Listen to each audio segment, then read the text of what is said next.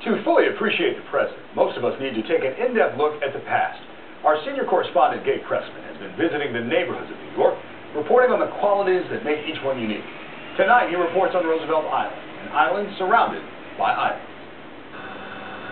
It's an island rich in history, and today, 12,000 people call it home.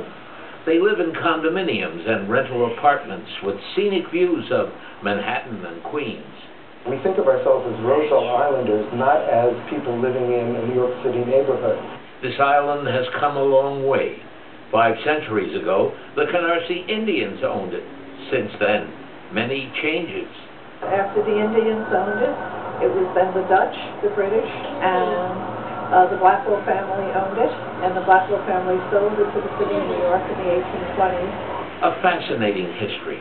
Once called Welfare Islands, Roosevelt Island has been home to smallpox and tuberculosis hospitals, a school of nursing, a penitentiary, and a lunatic asylum. The narrow 2-mile strip of land lies between Manhattan and Queens, accessible by the F train, a bridge from Queens, and a tramway that crosses the East River. Like Athens and Rome, this island has ruins.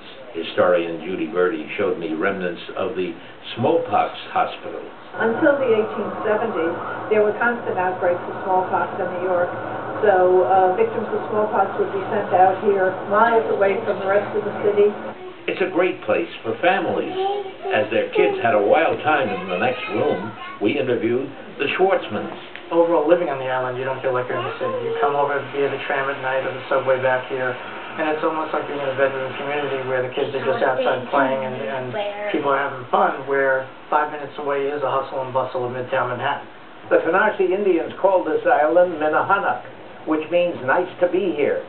And most of the people we talked to today agree.